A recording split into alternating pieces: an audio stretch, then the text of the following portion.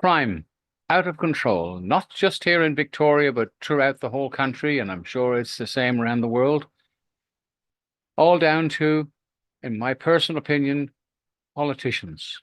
I call them a cabal. There is no government, they're all private companies. So let's forget government. Let's just call them a cabal, okay?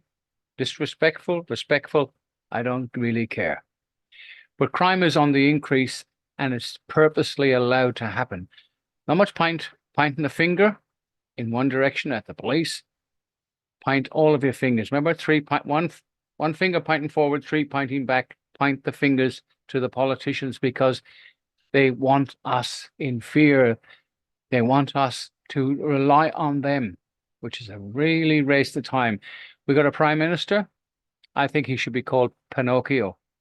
You know who I'm talking about. Actually, I'll put a little photograph just in case you forgot about the circus. But the blame is with the people we vote in. And it's he who counts the votes, Starling said, is not he who votes. Anyway, this has got to stop. And it's up to the people to get together lawfully and put an end to it. You know how to do it. But crime is out of... The whole place is a mess. They're interfering with everything that's possible. Remember one time kids played in the street? Every kid could afford a dog. Not anymore. Restrictions, restrictions, restrictions. The cabal is out of control, and only the people, the power of the people, which I don't know where we're going to get them from, because everybody is out for themselves. They have been stressed and squashed into oblivion. Anyway, without further ado, let's watch these videos. At the end, there's a policeman who made a stand. Let's support him and other policemen like him. When I say policemen, obviously I include police women. Anyway, bye for now. They break into family homes and steal. Nothing is off limits for these teenagers. They're so brazen, some neighbourhoods are hiring private security guards to patrol their streets. Tonight, special access to the police task force, hunting them on the ground and from the air. You're watching an attempted burglary. And it's on the rise in suburbs around the country.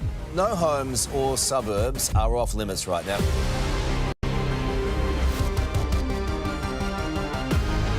Teenagers breaking into family homes. We've seen kids as young as 12. And stealing cars. On any given night, we could be chasing 4 or 5 stolen cars around. Do you have anything to say about the allegations? Tonight, inside the major assault on baby-faced crooks terrorising Melbourne. Hello, I'm Deb Knight. Welcome to A Current Affair. First, the proud community battling a youth crime crisis. After dark, some locals are forced to lock themselves in their homes, too afraid to go outside. Break-ins and car thefts are the norm, but police and youth workers are determined to turn things around. I've got cracked windows, I've got a smashed window. I've got holes all through my house. There were 30 cars stolen in one weekend. My neighbour across the road, he's had 2 cars firebombed and part of his flat was burnt. It gets to the stage that you do check before you walk outside.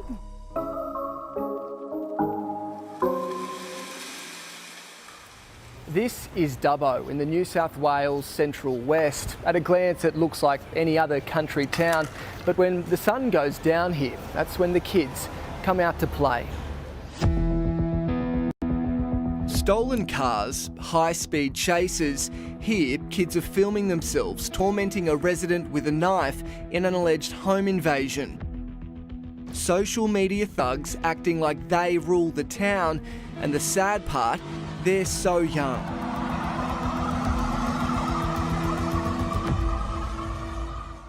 cameras are on every corner of her property, and you won't believe what they capture. 3 youths in Gay's backyard. They go for her window, peel off the fly screen and try to jimmy it open. All those are screwed. Good evening. Victoria Police has defended the actions of a PSO who opened fire on Princes Bridge, shooting a suspect in the stomach. It came as Friday night crowds converged on the city, but police are confident the officer made the right call. At the same Melbourne landmark, 2 separate violent confrontations. A suspect in handcuffs after allegedly attacking 4 pedestrians with a glass bottle. Less than 2 hours later, a 20-year-old man was shot by a protective services officer. Nobody comes to work wanting to have to produce a firearm and actually be confronted by an offender and having to shoot them. That's traumatic for anybody. I was in shock. The chaos started around 5:30 p.m. when a man tried to steal a woman's handbag. On Princes Bridge, he lashed out with a glass bottle. 4 were injured, most to the head and face, but that was just the beginning. The bridge had already been cordoned off when a second man broke through and threatened to harm a group of PSOs. They say he too was armed with broken glass and lunged at one of them. One of the PSOs then moved back a considerable distance, maybe up to 20 metres, whilst he's being pursued by this offender with a broken bottle. When capsicum spray didn't work, 2 PSOs drew their guns. 2 shots were fired, 1 missed and 1 hit the suspect in the stomach. The ambulance was already there. Paramedics quickly working to stabilise. Homeowners in Melbourne's southeast say they're at their wits' end as young thugs target their homes looking to steal car keys. Several properties were hit in the latest crime spree and the thieves are still on the run. Lurking in the dark, a group of youths target a Keysborough home, jumping fences and climbing over bins into the backyard. Inside, a young family was asleep. I sort of looked out the window and saw 5 guys creeping towards the back gate. The thugs thought they were being quiet, but they were caught. Spooked, they scattered. Thought I'd have to do something because, you know, I got kids, and that's when I yelled out and they just sort of all dispersed. It was part of a crime spree across Melbourne's southeast in the early hours of Thursday morning.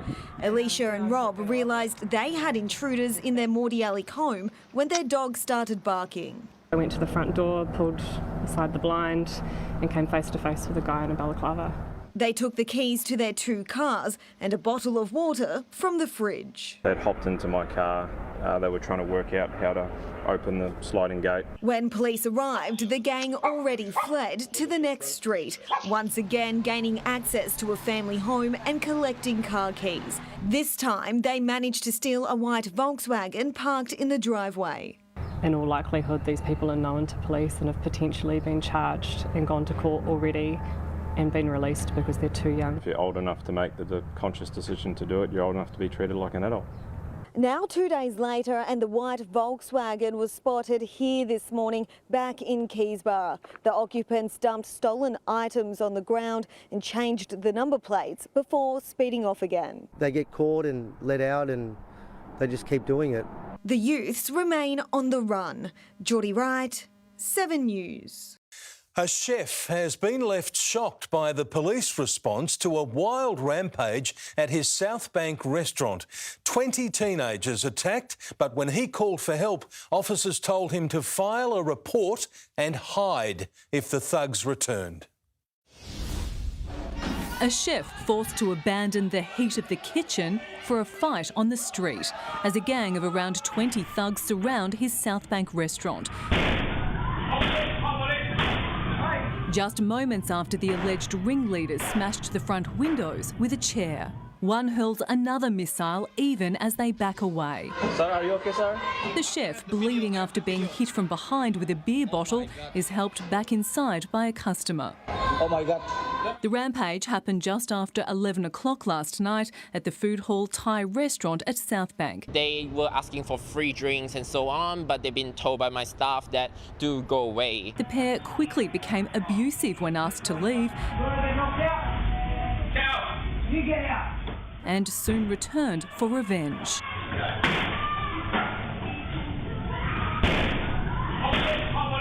they create all these damages.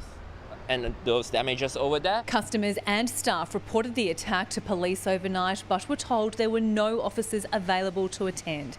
Instead, Victoria Police sent an email with a link to file a report and advised staff to hide if the perpetrators came back. Police say they are now investigating and want to hear from anyone who can help identify those involved. Christy Mayer, 7 News. You guys were pretty heavy-handed and out there during the COVID crisis. Where are you during the crime crisis? I'm a middle-aged adult who's ex-military and I don't feel safe. Requires split-second decisions to be made regularly. Earlier this year, a group of thieves had stolen an Audi Q5 on January 29th.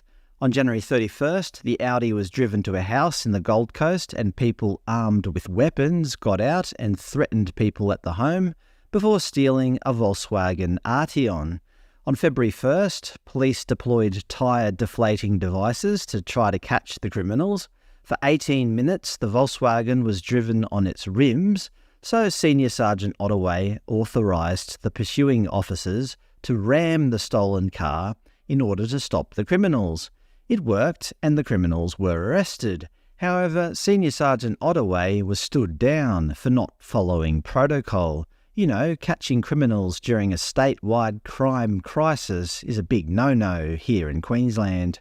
This is the second time Senior Sergeant Ottaway has been stood down after he was last year placed on desk duties after allowing police to perform a precision immobilisation technique, PIT manoeuvre, in order to stop a stolen car driven by teens. After the sanction, an anonymous police officer stated, "Our boss has been benched because he was trying to catch crooks. We have never been taught or trained on how to box in or pit a car. The offenders were never going to stop." In response to the most recent stand-down of Senior Sergeant Ottaway, Queensland Police Union President Ian Levers stated, "This is an example of the disconnect between senior management in the southeastern police region and frontline police. Senior Sergeant Ottaway should be receiving commendation for coordinating the apprehension of serious criminals, and instead the police hierarchy are standing him down from operational duty. It is no surprise crime is out of control in the Gold Coast when the police hierarchy are so out of touch with frontline policing that they would rather stand down hard-working police than let them apprehend criminals." Actually, in the middle of 2023, some leaked police emails showed how frustrated Senior Sergeant Ottaway was with the chronic shortage of police officers amid a crime crisis. The emails read, "The QPS is asking too much of me. I cannot continue to work by myself as a DDO on the Gold Coast at peak times, or I will make a mistake that will have a high consequence. We, as DDOs, are continually getting asked to overview more, make more decisions, run multiple high-risk jobs, consider high-risk domestic violence offenders, liaise with Queensland Ambulance over mental health, approve transports, you get it, the list goes on. There are so many jobs and competing interests that I'm losing my mind. Tonight has been relentless, just like last night. Last night I didn't stand up for 4.5 hours due to the workload. I eat at the computer. 3 stolen cars were rolling through the Gold Coast, one at high speed, treating the highway like a racetrack. So bad was the driving that members of the public were calling O. So frustrated are the members of the public that instead of calling police when the crooks were actually breaking into the house, the street got together, chased the baddies and smashed the front windscreen of the stolen car they were in. An off-duty senior commissioned officer rang for help because a UID, under the influence of drugs, violent, shirtless offender was in his yard and he was rolling around on the ground fighting with him. It gets worse. The off-duty officer and his wife had called a number of times. You guessed it, no cops, no on-road DDO, no regional duty officer to go. I have to decide on countless occasions whether to allow police crews to transport a mental health patient to hospital because an ambulance did not turn up or was unavailable. I'm asked to decide, with zero medical training and virtually no information, of whether I should allow our people to do these transports. I guess I'll be the one in trouble for that as well when the patient dies in police custody. As you can tell, Senior Sergeant Ottaway and other Queensland police are under extreme pressure with lack of resources and lack of support. But yet, when they catch criminals, they're not supported by senior management. Instead, they get punished. What does Commissioner Katarina Carroll have to say? What the hell is wrong with the QPS?